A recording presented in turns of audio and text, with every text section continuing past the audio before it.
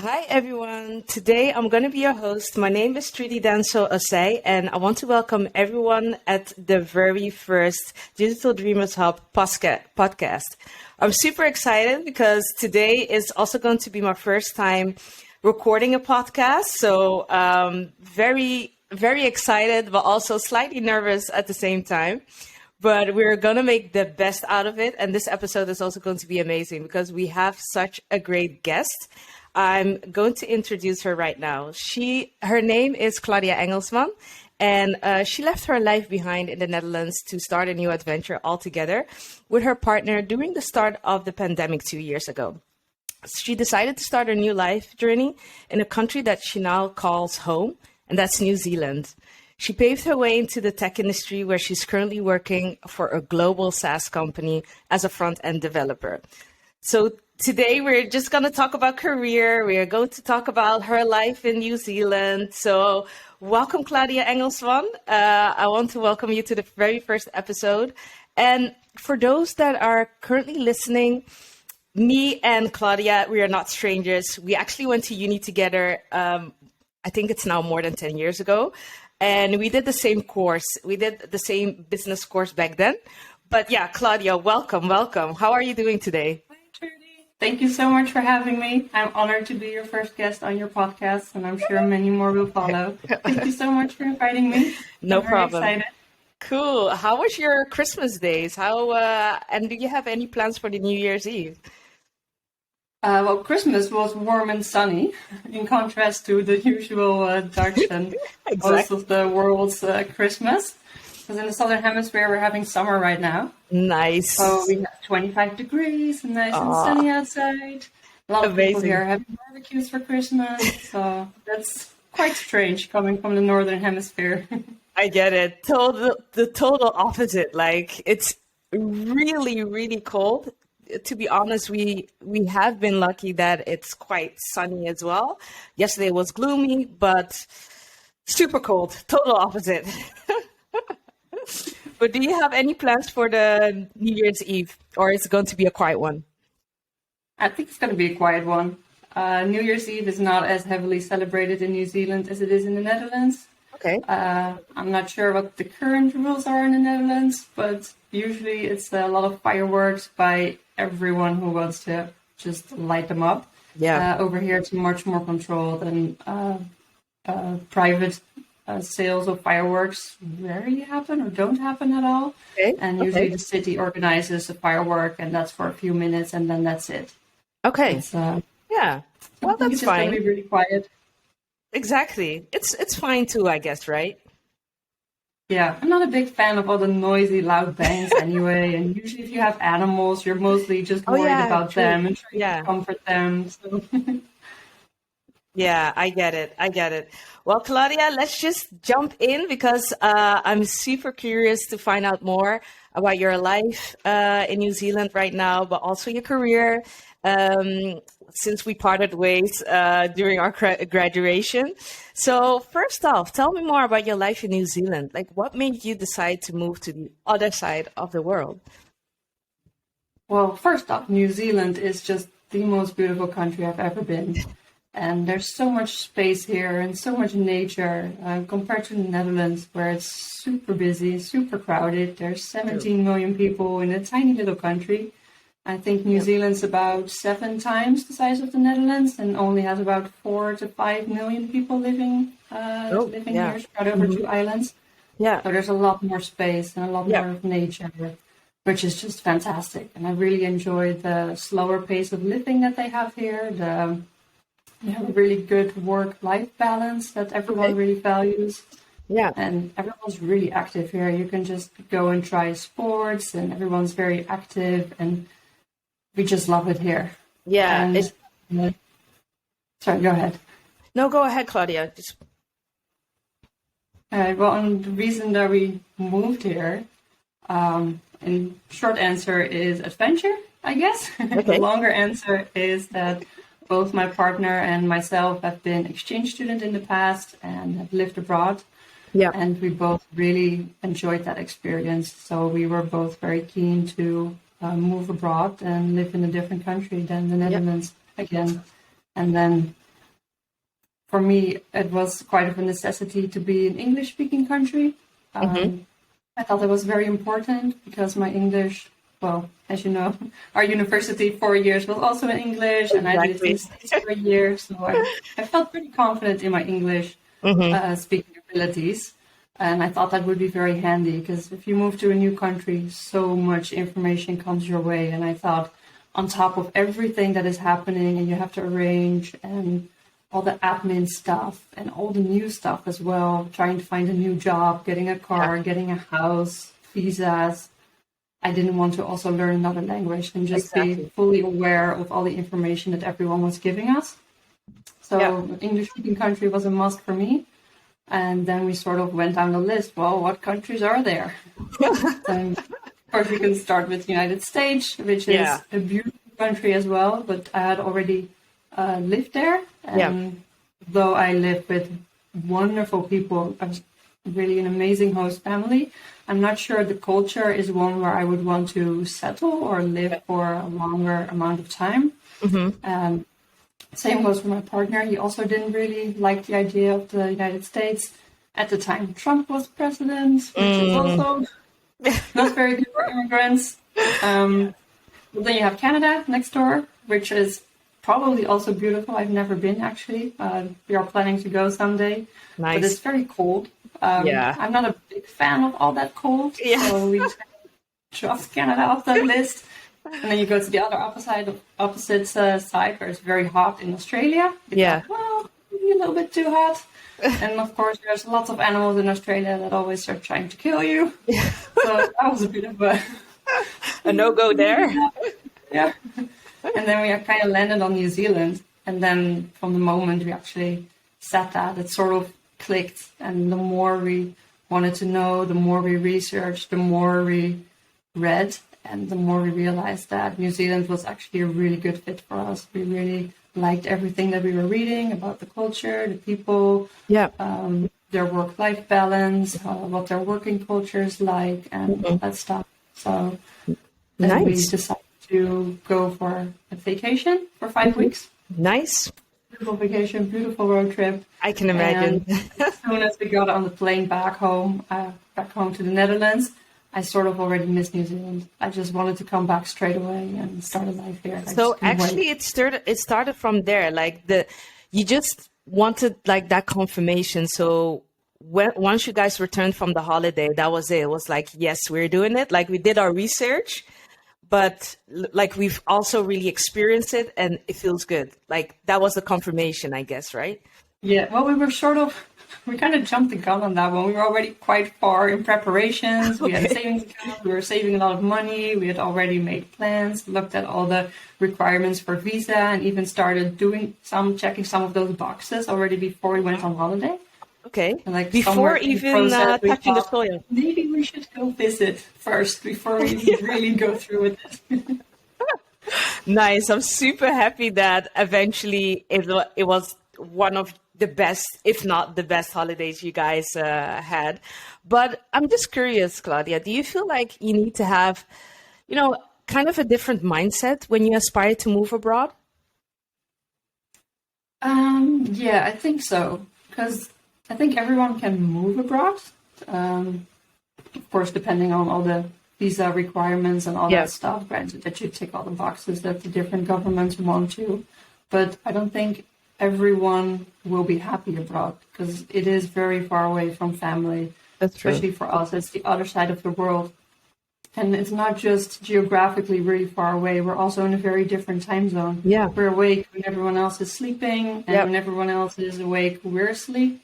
Yeah. But that also makes it difficult to stay in touch, which of course nowadays does benefit from all the technical improvements and all WhatsApp, video calls, Skype. Thank God. We can send videos, we can send voice memos, we can send pictures and all that stuff. So that is really great, and that does help. True. But we are still very far away from family and friends and everything that we know. And I think if you're really close with your family and you spend a lot of time together, and you really miss them, then it's going to be really hard. I can imagine. Yeah, I can, especially. I think it becomes slightly harder when the time zones are also different because, 2 hours ago, I was like literally sleeping, knock out.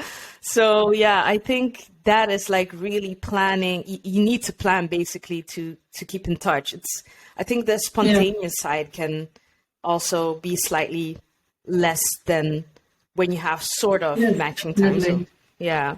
It's also But hard to keep connecting with friends because you don't get to make new memories together. yeah, yeah, It's going off old memories and reminding each other of that. And you can still send videos and stuff, but you can't go to a theme park together. Well, true. currently the whole world is not going to theme park Exactly. anyway, But but yeah, I you think you cannot get take the a point. stroll.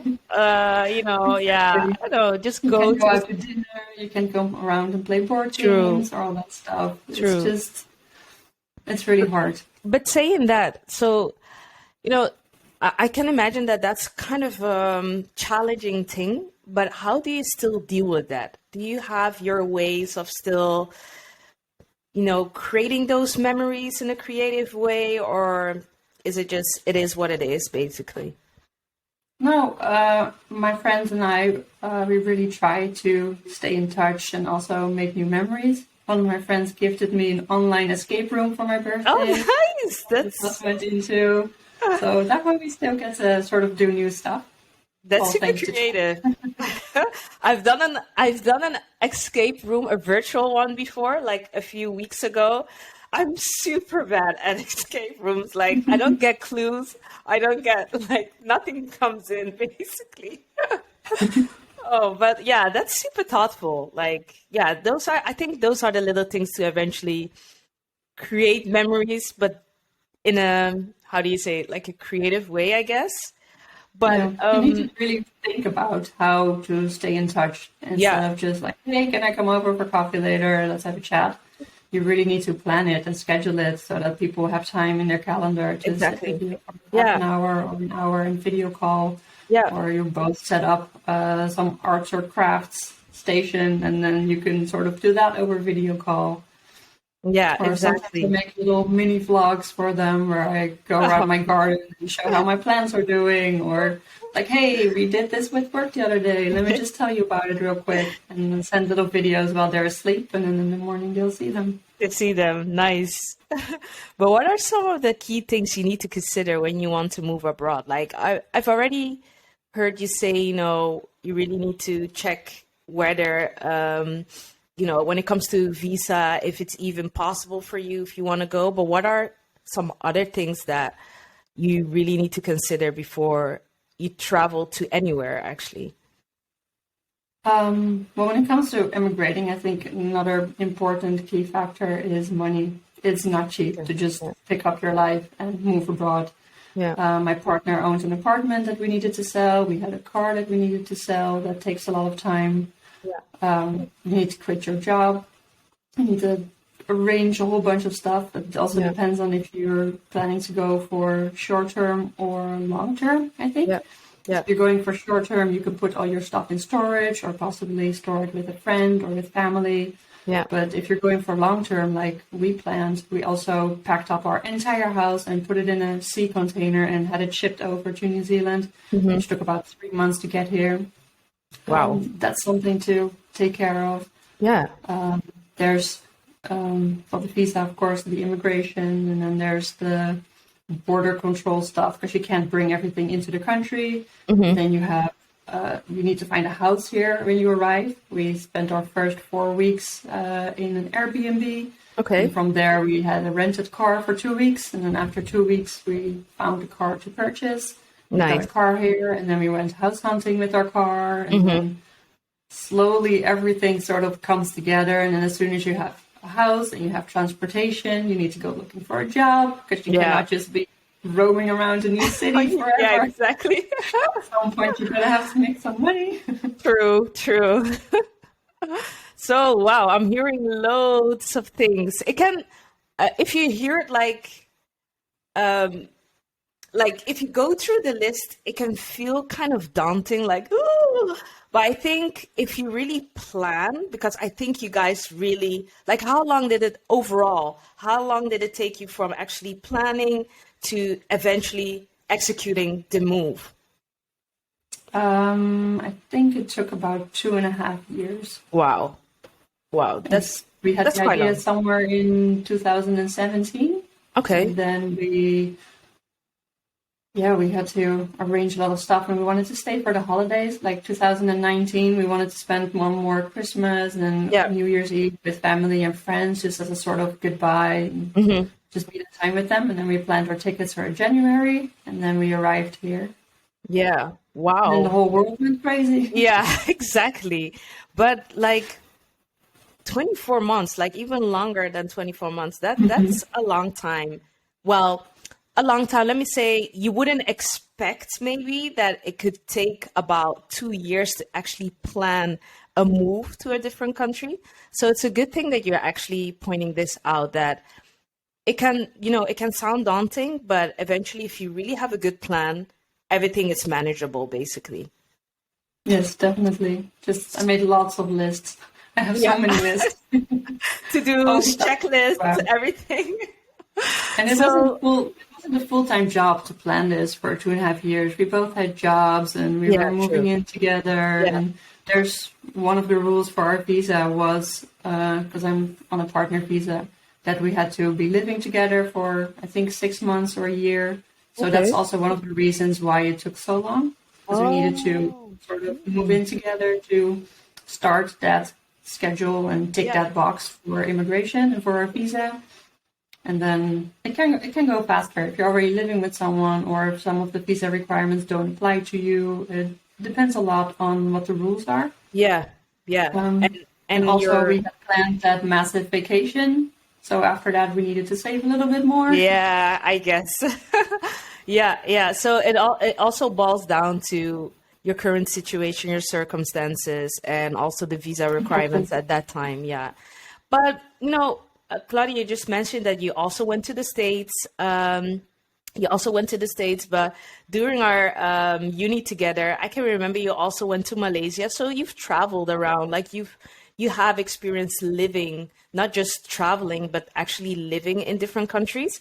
How has that Yes. experience really impacted your life, your careers, your values, and your goals? Like, how has that really made you who you are today, if I may ask? I think those experiences are just great to have in your life. I think they make for great life experiences, because if you go somewhere on your own, you have to do a lot to make it happen. You Yeah, cannot just say, hey, tomorrow I'm going to the States for a year. It yeah, requires a lot of planning and yeah, just thinking ahead. And then when you finally get there, you're the only one there.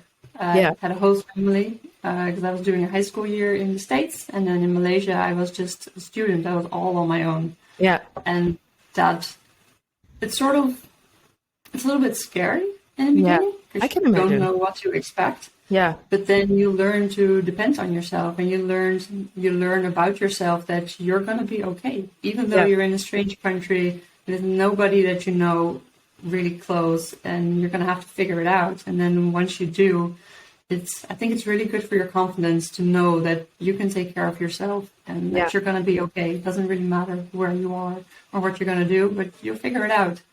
And I yeah. think that is just a great life experience. I would It, recommend it to anyone who is doubting on whether or not they would want to do it.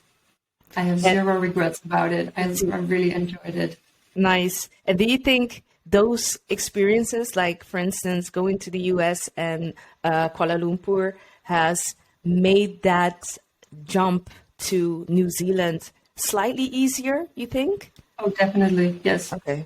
Okay. I Yeah. think it also prompted it a little bit, because I've been abroad and I had such a good experiences there, and I really enjoyed it. And I just think if I didn't have that, Hmm. it would have been really scary to just decide to move to New Zealand. I Yeah. think maybe we would have done it. Maybe it would have taken longer. I'm Yeah. not sure, because I'm a bit of an introvert, and making friends is not the easiest thing in the world. And Yeah. I used to be super, super shy. Yeah. And going to the States, that already helped me so much with that, because I was suddenly in a new school with a new language in a new country, and I just was going to be there for a year. So I better make some friends, or it's going Yeah. to be a very lonely year.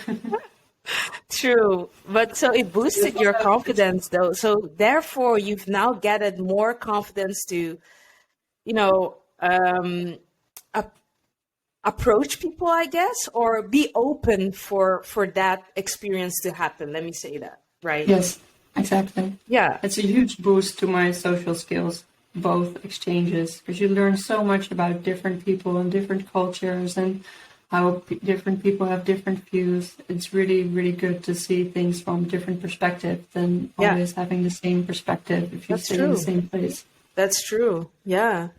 Great, great. Good, very interesting this. But so speaking on, traveling, or let me say living abroad, boosting your confidence, do you think having a broad experience such as, internship or education boost or adds an extra value to your resume? In what way do you think your experience to the US and to Malaysia has helped you find a job quicker? Do you think there's a correlation between your resume being more attractive or competitive than maybe a peer that is applying for the same job? What is your take on that?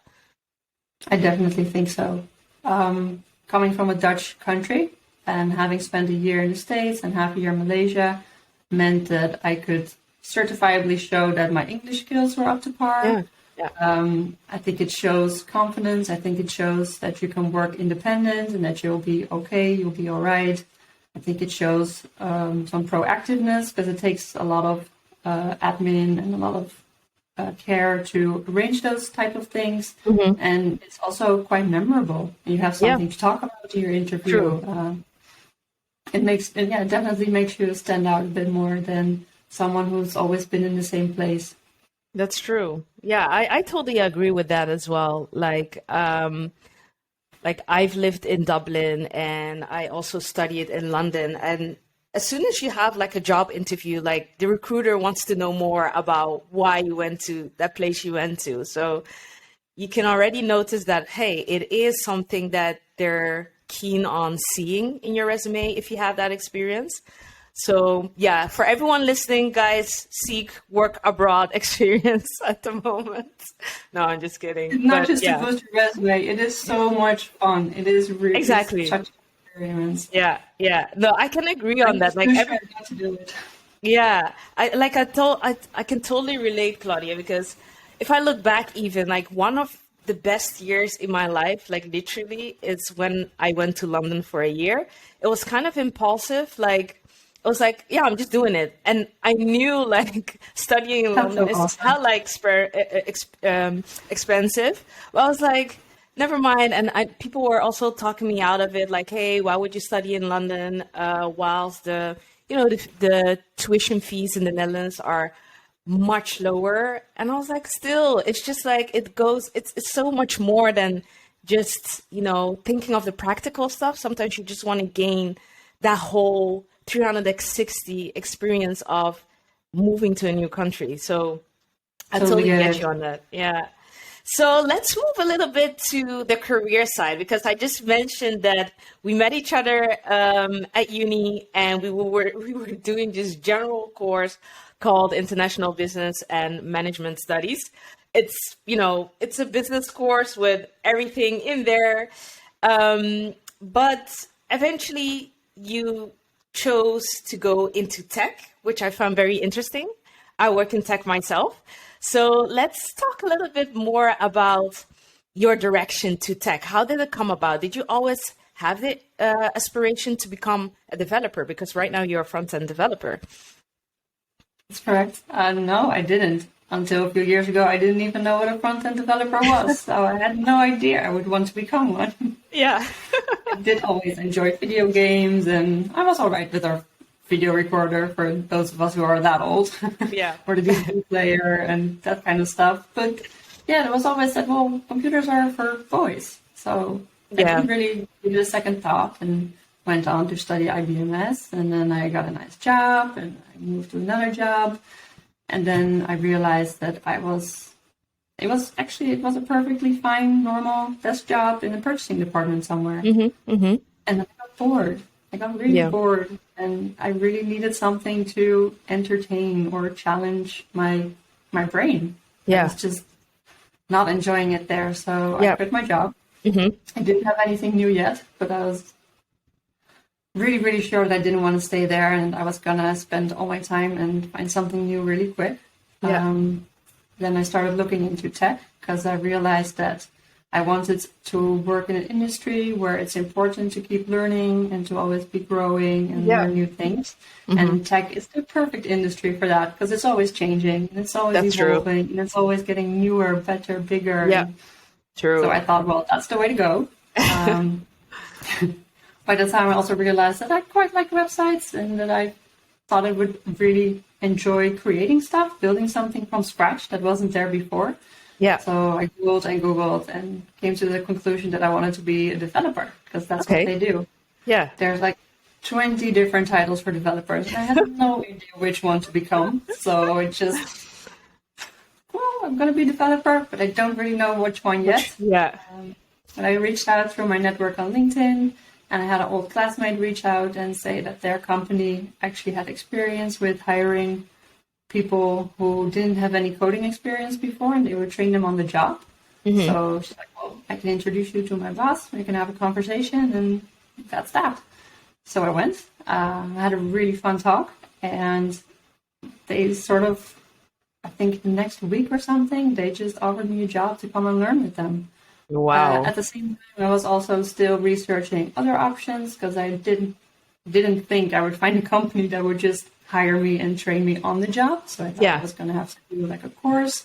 Yeah. But then lots of studies in the Netherlands, they take 4 years or 2 years, or there's a whole traineeship program where you're attached to a company for 4 years. And I thought that was all quite a bit long. Yeah. And then I found a bootcamp in Amsterdam. And I was going to train me in 9 weeks to become a full stack developer. And at the same time as I got the job at that company, I also found out that I got into the coding bootcamp. Nice. So then I talked to my new boss. I was like, well, you can train me on the job, and it's probably going to take a lot of time, or I can go to a coding bootcamp, and then you'll see me again in 9 weeks, and I'll hopefully be a lot more useful to you then. So they agreed. I came to work 1 month before that for the company to learn HTML and CSS and get some of the basics down and meet everyone. And then I went away for 9 weeks, and then they taught me to become a full stack developer, which was super hard. I don't think IBMS was that hard at all. I think that coding bootcamp was the hardest thing I've done in my life. I can imagine, but it was so worth it. They squeeze so much knowledge in just 9 weeks. Like I can imagine it not being the easiest thing to do, but I guess you really had a determination to go for it. So I think that's also like I think for these kind of things like engineering developer, you really need to have like a passion for it first off, and otherwise I don't think it's even sustainable. What is your take on that? Well, the 9 weeks, the information was not just a lot, but it's also very complicated. Yeah. For me, it was like a whole new world. Before, I thought a website was some HTML, maybe some CSS. Yeah. And just tech magic. Yeah. Turns out there's no magic.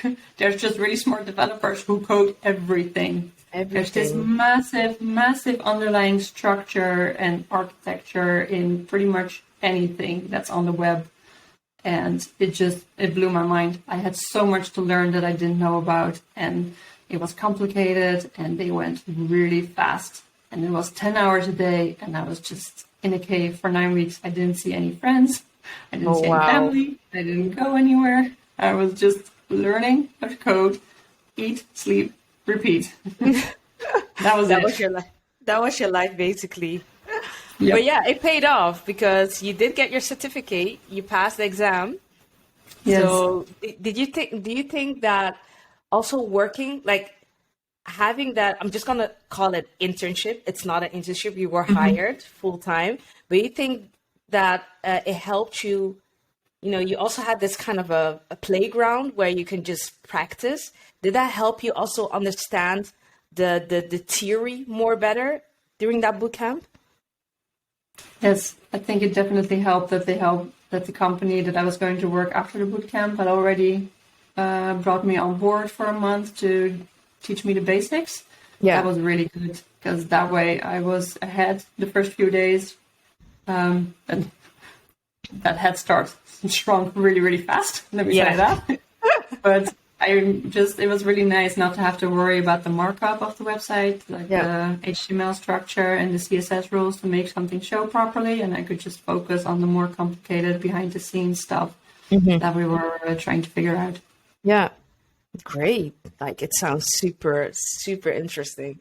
But I just like I heard you a couple of times saying, like even with your first job after IBMS, you got bored after a while and you were like, okay, I need to be intrigued more because I can't do this any longer. And even without finding a job or having a job, a new job at the moment, you just quit. I know that there are a lot of people like stuck in a job that they're really not happy with, like it's draining their energy, yet they're still, still not sure whether or not they should quit. When do you feel like it's the best time to really quit your job? Like what has your experience been? Like when do you really know, okay, this is not good, I really need to pull out the cord? I think that also depends a bit on your situation. If, let's say, you have a family and you're the only one working, it's going to need a lot more careful consideration and planning. Maybe save up a bit more before you decide to quit your job, or definitely have something lined up for afterwards, or have at least a solid plan of what's going to happen and what you're going to do to make it happen. But I was mostly carefree. I had moved back in with my parents to the boot camp. Okay. So that was really easy. Yeah. I didn't have a house, I didn't have a mortgage, I didn't have a car. So that was really, really easy for me. My situation was as uncomplicated as it could get. Yeah. And I think it's very important that you take that into account as well. Yeah. Have some savings if you want to quit. Make sure you have like a buffer. Yeah. Because we all know stuff happens. Exactly. Yeah. Tell me about it. Me, one of the biggest reasons why I would quit a job is if I can't learn anymore, if I'm not challenged anymore. I think life's just too short to be stuck in the same place mentally, physically, all of that. Agreed. Yeah, totally. I totally agree with you. And you also mentioned that when you were looking for a developer job, you posted on LinkedIn and the ball started rolling. How important is it to have a strong professional network in general? Because I can imagine not everyone really invests in, having a network or networking with people on LinkedIn. For you, how important is it to have a professional network? Well, when we just arrived here in Christchurch in New Zealand, we didn't have any contacts here. I didn't know anyone here. My partner didn't know anyone here. So we basically had to start from scratch with our LinkedIn network again as well. Yeah. Luckily, my partner, he already had a job before we moved here. And through his work, actually, one of his co-workers who was leaving recommended a new company to him, and he passed that on to me, and that's where I work now. So that's very lucky. It's sort of a start of a network, I guess. Yeah. I don't think it can harm anyone. Having a professional network, having people connecting with them on LinkedIn, saying congratulations, or where are you going if they're going to start something new. It's just sort of, I wouldn't say friends, but it's sort of professional friends in that sense. Like, just be nice to people, congratulate them on a new job, etc. And see what their skills are, encourage them to keep growing. Yeah. And maybe one day you'll cross paths again, or they know, hey, this person is looking for that. I know someone who does that. That's true. I don't think having a strong professional network has ever hurt anyone. And I think it's only presented people with opportunities. That's true. I don't think it's super necessary. Of course, there's job ads, there's websites to go to. And I like to think that I also got into my current company on my own merits, not because True. it was recommended or anything like that. Yeah. But it does help to get tips because I didn't know they had a job ad out for a developer before that. And Yeah. then I started looking into them. I was like, hey, I really like this company. I'm Mm-hmm. going to apply with them. Yeah. No, but it can go like, it can be very, very handy. Like, and as you're saying, it doesn't cost much to just be nice to, acquaintances, right? And also to give a perfect example, even now we're sitting here chatting. It's also because we didn't have a conference. I think it's been so long, but still we are in each other network. And even because of that, like I approached you, I was like, oh, let me see, because I've been following you on Instagram. I've seen major, like super nice pictures. I know about your move and I just wanted to know more. But that's also the benefit of like having people in your network. It doesn't mean that every day you need to catch up, but No, definitely having not. having people in your network can just bring certain opportunities. You can just catch up again. You can create new experiences. What we are doing now, like this is your first time even on a podcast, first time for me being a host. Like we are really creating a new experience for ourselves. So yeah, I think it's great.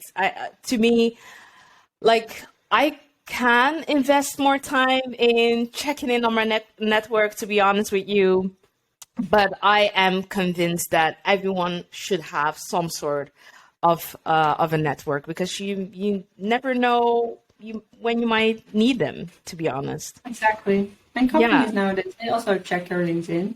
If you have nice true. recommendations from people Yeah, you used to work with, that's going to stand out. yeah, I true. actually had a old from a previous company in the Netherlands, a Hmm. coworker who wrote me a recommendation on my LinkedIn profile Yeah, when I left the company to move here.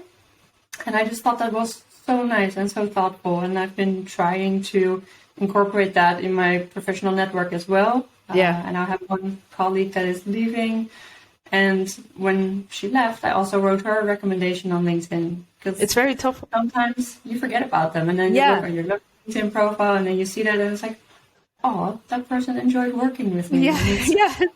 if you're feeling shitty about yourself, it's nice to True. read that. And it's such a small effort and it just stays on there. And I'm Agreed. sure if a recruiter would see that, they would Yeah, enjoy it too. It would stand out if that's someone takes true. the time to just write a small paragraph about you and say Hmm. something nice about the time when you work together.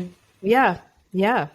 So that take me back a little bit. Currently, you're working for a global SaaS company, and I just want to know a little bit more. Like, what has your experience been being a minority? As a female in an industry where it's predominantly male, how have you dealt with, if there are, with challenges?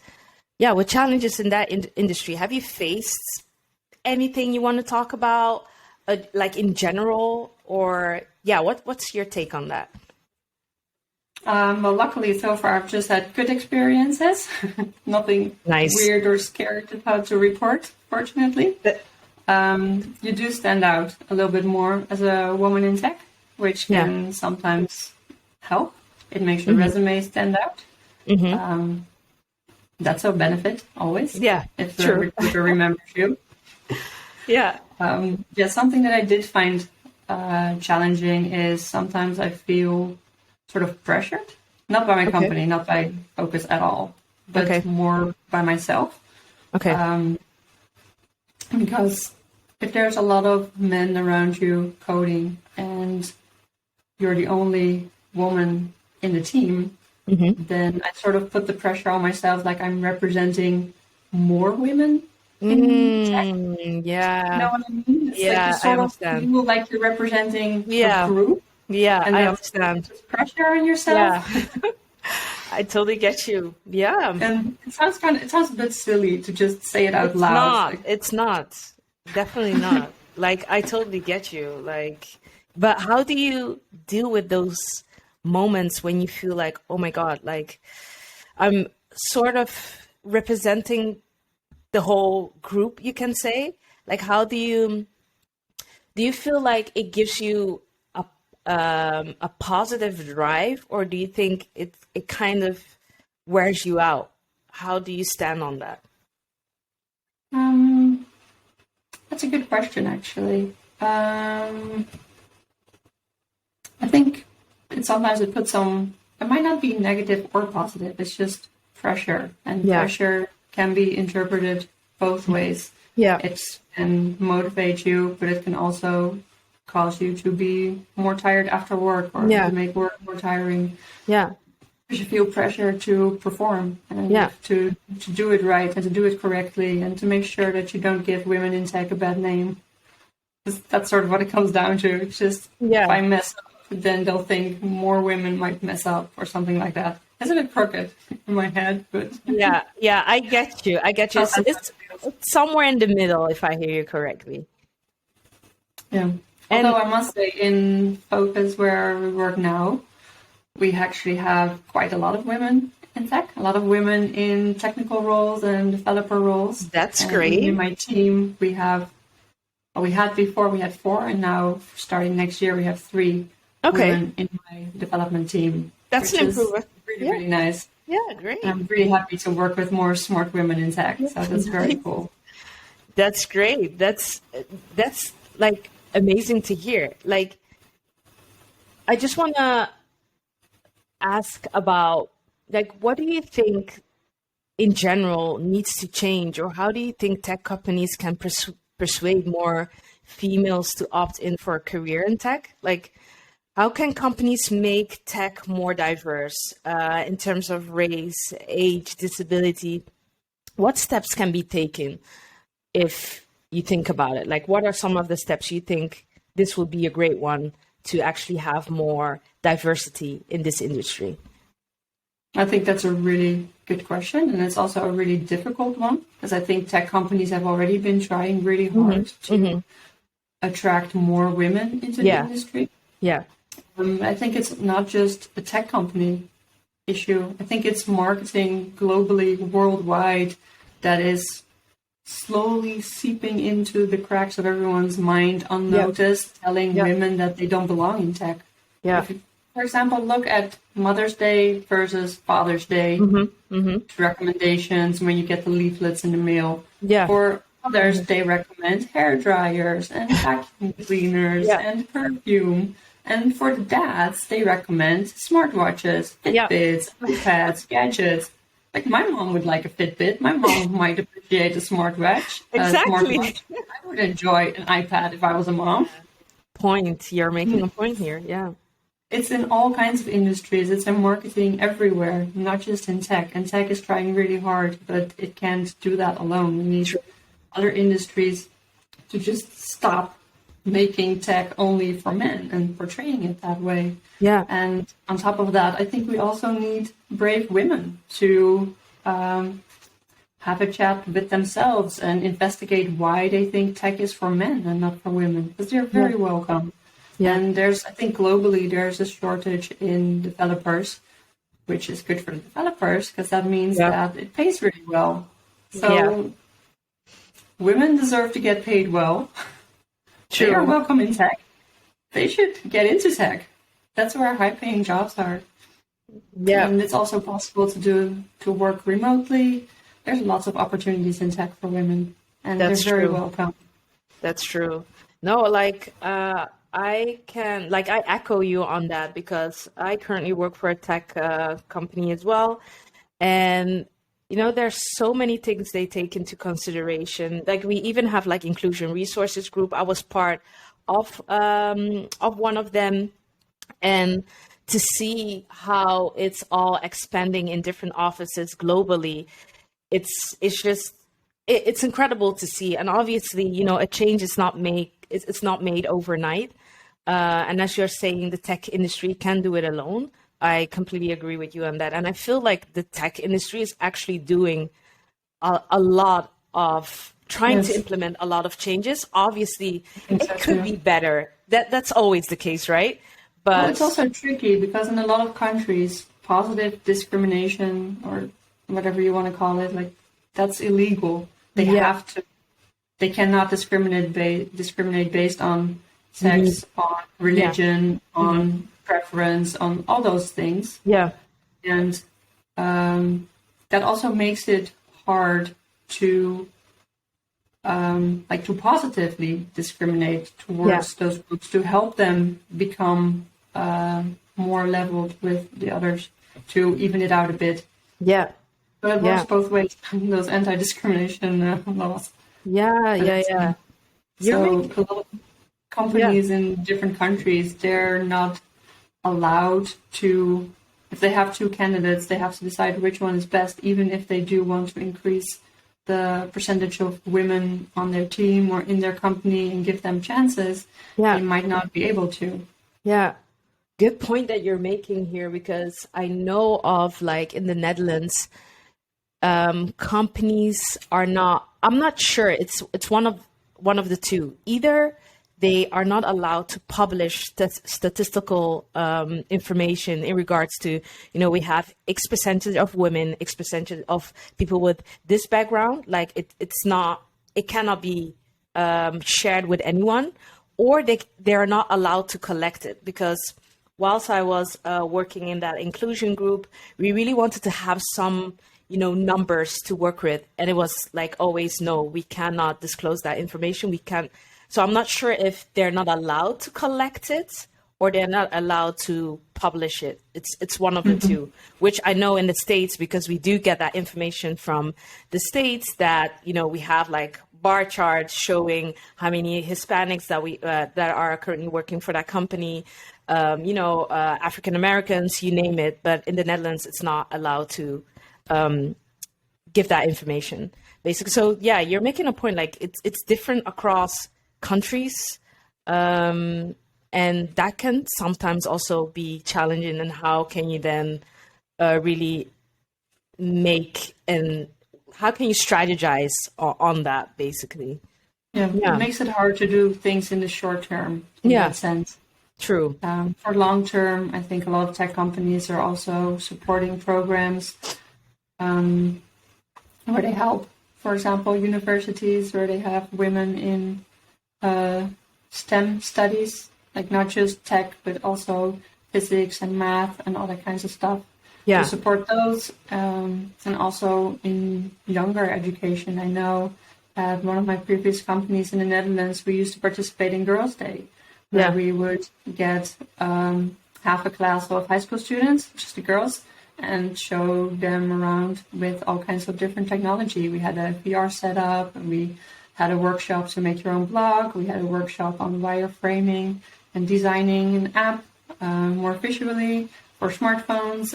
We had a session with different medical equipments, just to sort of inform them that tech is also for women and for girls, and that they can start seeing that as a possible future opportunity for themselves, and take that into consideration when they're looking at courses or programs that they want to go and study.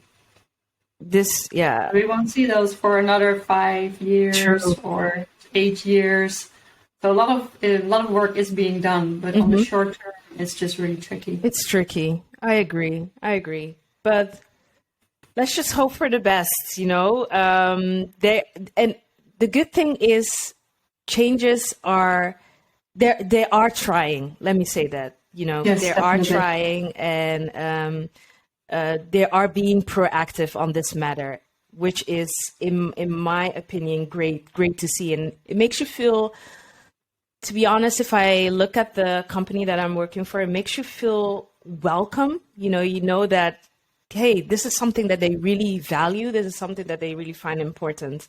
So it makes you also feel, welcome in some sense to work for that particular company, in my opinion. But Claudia, we're gonna round it up.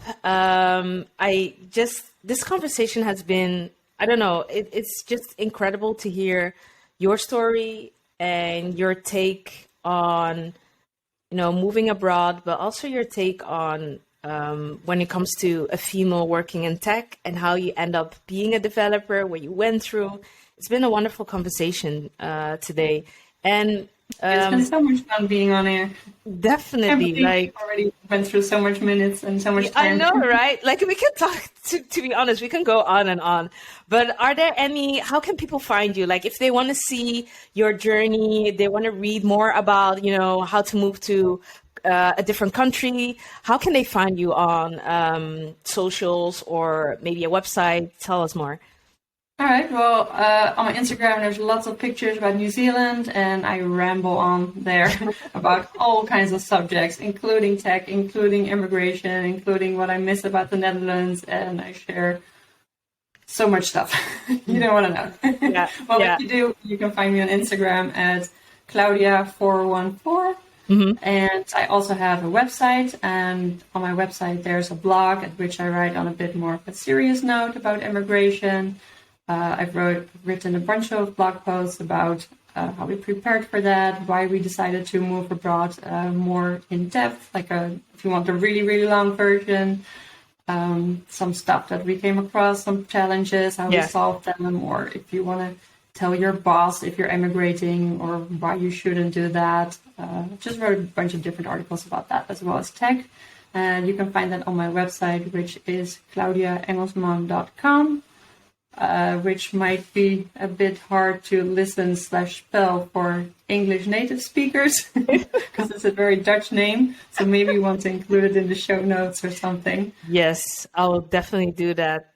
I really want to thank you, like really thank you so much for, participating and also being the first one that agreed to hop on this podcast with me. Thank you so much. And so much fun. Thank you for having me, and thank you for the trip down memory lane about all the stuff that I've been up to the last couple of years. It was so nice catching up with you.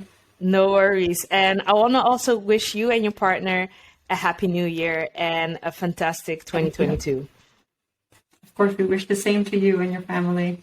Thank you, Claudia. Okay, guys, thank you so much for joining this podcast today. And we will catch you on the second episode on Digital Dreamers Hub.